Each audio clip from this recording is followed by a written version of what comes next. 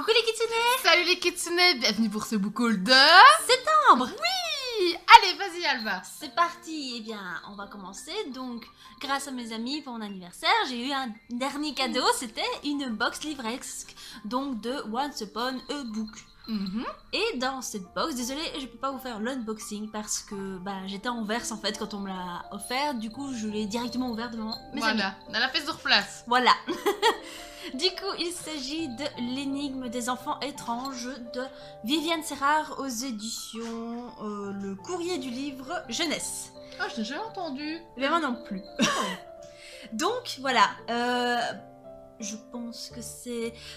le thème de la box était un peu étrange justement, du strange à l'état pur. Donc pour faire un petit résumé de ce que j'ai compris, il s'agit d'enfants abandonnés qui apparemment ont des dons un peu spéciaux, c'est-à-dire qu'ils arrivent à changer leurs défauts en atouts par séduction. Je ne sais pas trop, hein. Donc atout par séduction. Oui, voilà, je ne sais pas.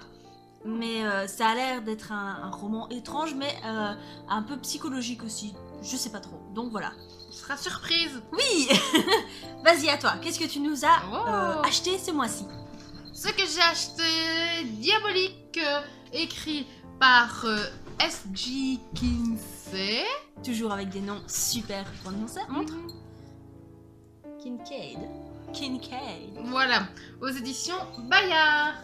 Donc, ce livre nous plonge dans un monde futuriste où sont créés des diaboliques. Alors, des diaboliques, qu'est-ce que c'est? Ce sont des humanoïdes dépourvus d'empathie, d'émotion. Ils sont vraiment créés pour défendre leur maître à n'importe quel prix. Comme des machines, en fait. Comme des machines.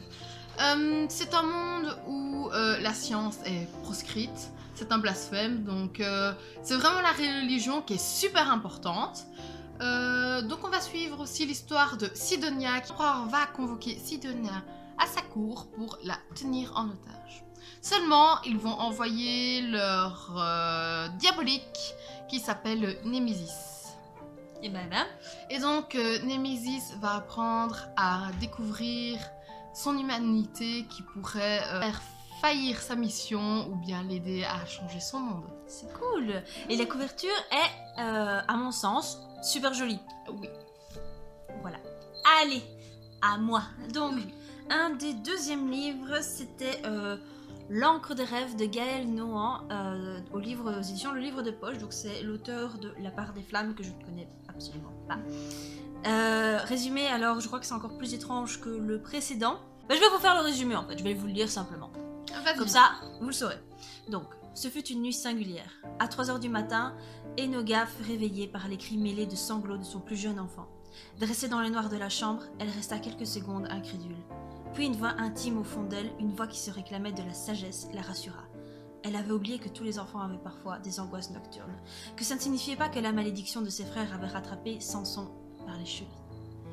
Donc voilà, ça parle à mon avis d'une bonne grosse malédiction bien ancienne qui va arriver, encore une fois, donc ça a l'air un peu glauque, noir, suspense, tout ça.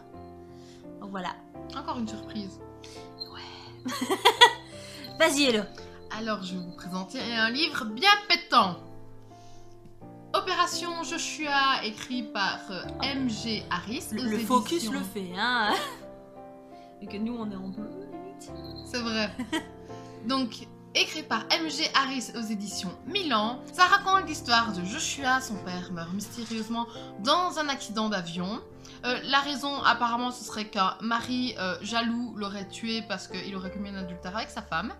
Mais Joshua ne veut pas y croire et mène l'enquête. Et en fait, il se rend compte que son père était impliqué dans une affaire de Maya. Il était à la recherche d'un codex qui clarifiait donc la prophétie du 22 décembre 2012, comme quoi il y aurait une fin du monde.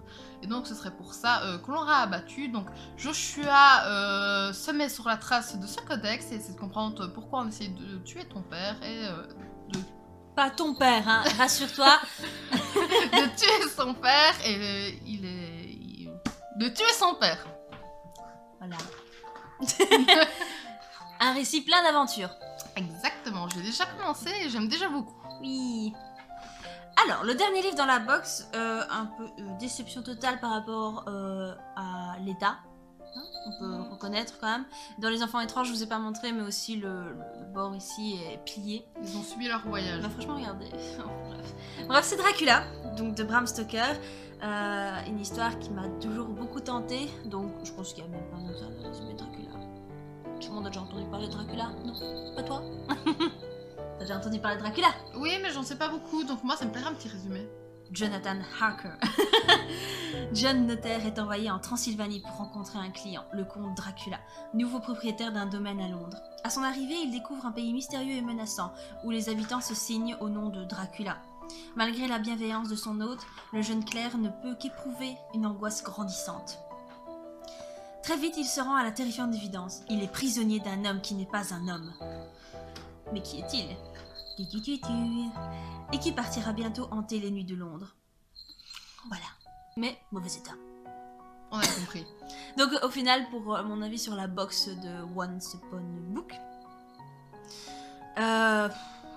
moi quand je vois certaines box comme 1001 livres, la Cube et tout ça, où il y a des jolis marque-pages dedans, ici on a reçu 3 livres, c'est bien, mais voilà quoi, pas de marque-page, pas de petits goodies malheureusement. Les livres en état déplorable. J'ai reçu Opération Joshua de cette box-là et j'ai pas eu de soucis. Voilà, pour les défendre un petit peu. Et j'ai recommandé une box, donc je vous ferai une unboxing, vous pourrez vraiment voir ce qu'il y a dedans. Voilà, mais t'avais pas de goodies non plus. On verra ce qu'il y a dedans. Je change de registre avec Carnet de chat, écrit par Yumi Ikefuji aux éditions Soleil Manga. Donc je vous l'avais déjà présenté, ça ne change pas, c'est l'histoire un peu extraordinaire de certains chats. Et donc voilà. Et donc voilà. Donc, je ne vous présente plus, mais avec ma meilleure amie, on est parti à la neuve et on s'est acheté un livre chacune, évidemment. Mais cette fois-ci, c'est moi qui ai forcé. Pour lui rendre un peu justice.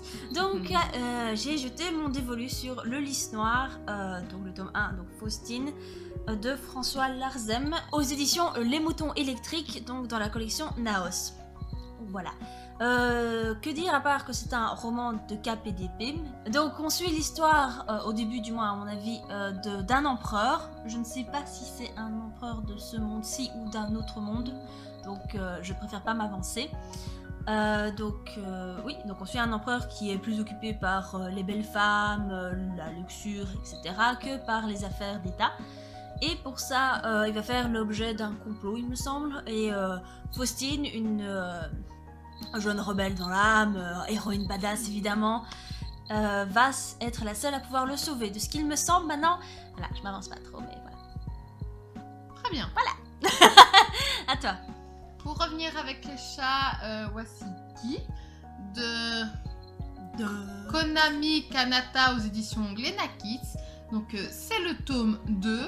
Donc ici dans ce tome on va toujours suivre l'histoire du petit chat qui s'est perdu, qui s'est retrouvé dans une famille d'accueil qui malheureusement ne peut pas vraiment l'accueillir à long terme parce que dans le bâtiment les chats ne sont pas acceptés.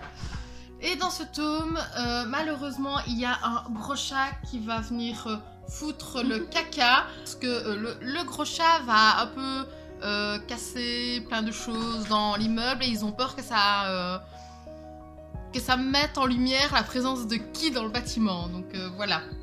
Et accessoirement, Ki un petit peu... Ça se voit pas là, mais il a un petit peu peur de ce gros chat là. C'est un gros matou. Voilà. Ok, bah moi.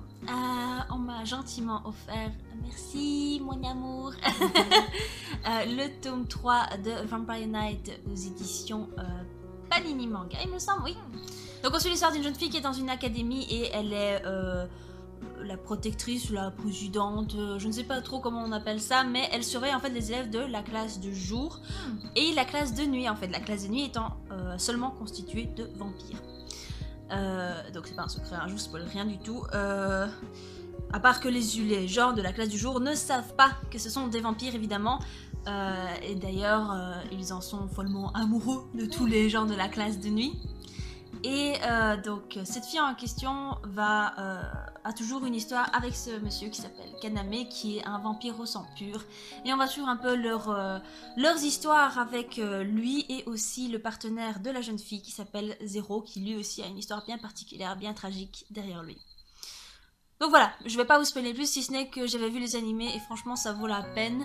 Et je commence le manga parce que je veux arriver à la fin, parce que les animés ne sont pas arrivés. Donc voilà, je vous en dis quoi très vite. Alors, pour terminer, pour moi, c'est la BD La vie compliquée de Léa Olivier, écrit par Bouriki et Alcante aux éditions Ken. Ça fait un petit temps que les bouquins me tentent, mais quand je regardais dedans, j'avais l'impression que c'était vraiment jeunesse avec des SMS qui prenaient une bonne partie de la page. Donc quand je l'ai vu en mode BD, je me suis dit, c'est top, je vais pouvoir m'y mettre. Et donc, La vie compliquée de Léa Olivier, ça raconte l'histoire de Léa qui va devoir déménager et donc laisser sa meilleure amie et son petit ami dans son village natal. Et donc suivre de nouvelles folles aventures au Canada. Mais évidemment, vous en doutez, il va y avoir plein de petits problèmes qui vont se poser sur sa route. Donc voilà. Mais c'est cool. Et oui. Du coup, moi aussi, pour le dernier achat, ce fut une BD offerte par ma maman. Donc c'est le tome 2 de Emma et Capucine de Jérôme Amon et Lena Sayafoum. Sayafoum, vous voyez, hein, c'est pas ma faute. Aux éditions d'Argo. Donc encore une fois la couverture. Et pour ceux qui n'ont pas suivi le dernier update BD, nous suivons donc deux sœurs, Emma et Capucine, qui font toutes les deux de la danse classique depuis toute petite et qui rêvent d'aller dans l'école, l'Académie royale de danse de Paris. Je sais pas si ça se dit comme ça, donc voilà, excusez-moi.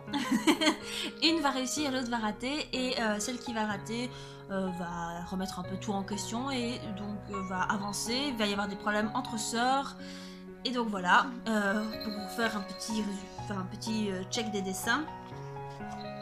Magnifique. Vraiment, oui.